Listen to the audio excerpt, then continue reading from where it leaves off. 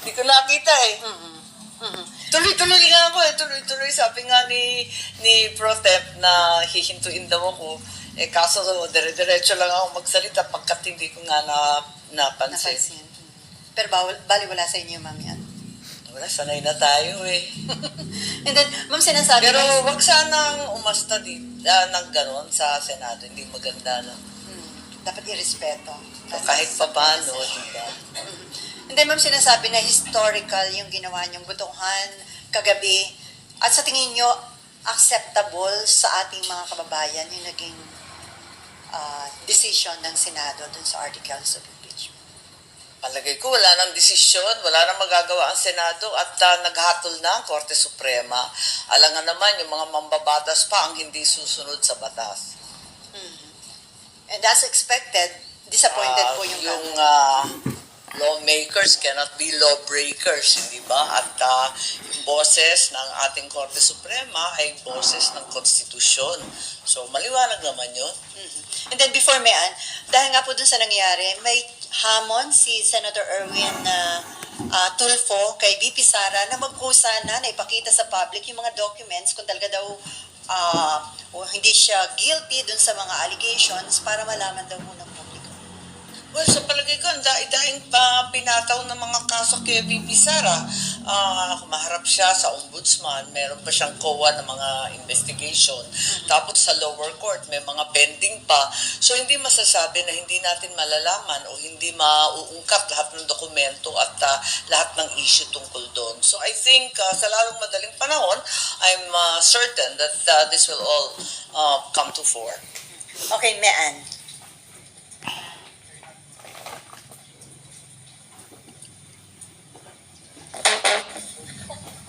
Mic drop! Sige.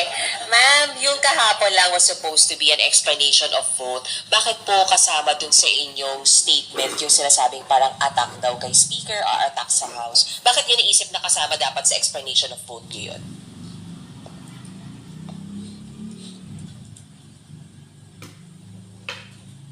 Kasi yun naman talaga ang ugat ng lahat na ito.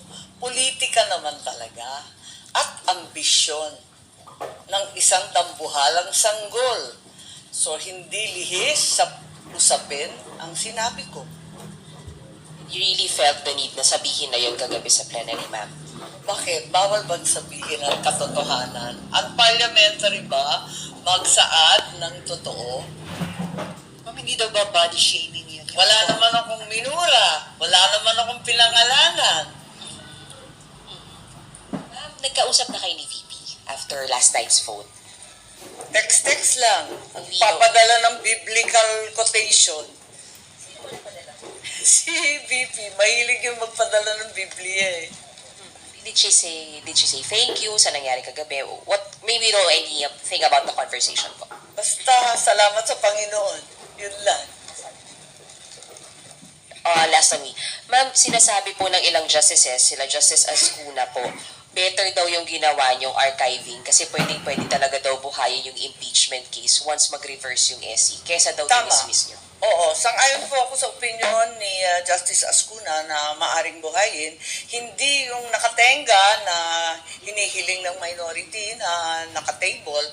Maliwanag naman ang sinabi ni SP Cheese, ano? Na yung archive, kahit sinasabi nung iba na minsan hindi man nangyayari na binuhay muli, pwede, theoretically, pwede buhayin yan.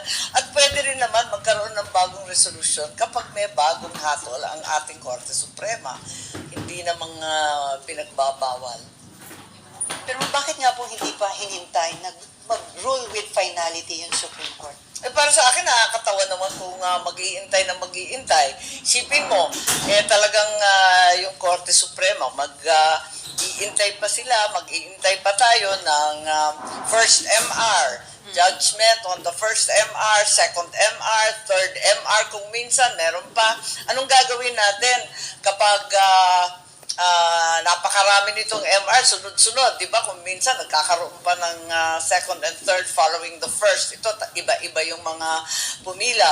Anong gagawin kapag nag-MR din si VP Sara? Aantayin na naman natin. Aabutin na tayo ng February 6 at wala akong kaduda-duda na by February 6, 2026, may pipila ng panibagong impeachment.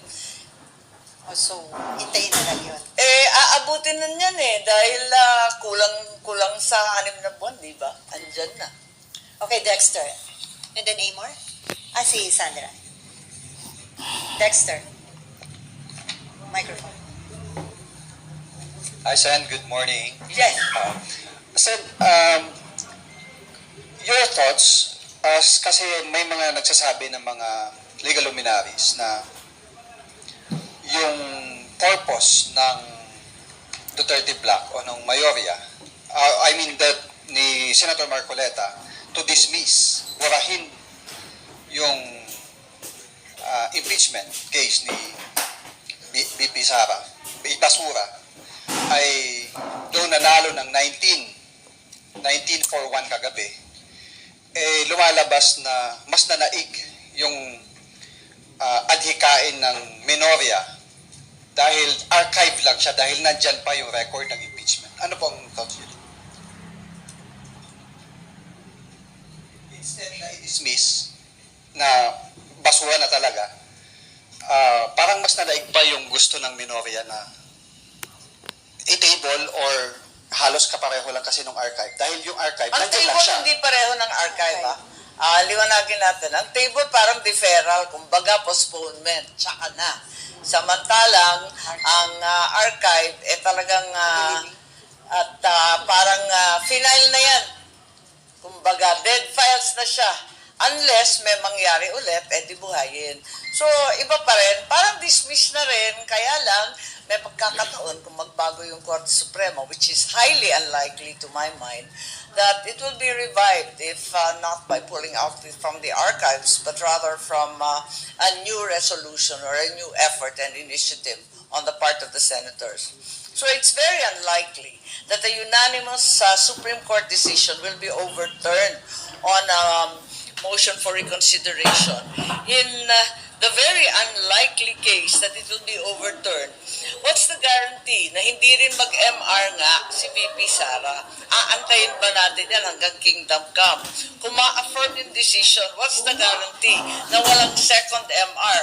Meron pa nangyayari, nagkakaroon pa ng third MR. By the time all of these MRs are resolved, siguradong lampas na ng February 6. Meron pang pending na TRO, pero sa akin wala nang weight yun pagkat alam naman natin immediately executory, bakit magbibigay pa ng TRO ang Supreme Court? Yun na nga daw po, it defeats the purpose of dismissing the case and pagsunod I don't sa, think so. doon sa sinabi na immediately executory dahil ab initio from the start walang impeachment, pero nagkasundo ang Senado na nandyan lang yung impeachment, naka-archive lang. Mabuti nga yun. The whole process of legislation is one of compromise, of give and take. Hence, I think the correction from dismissing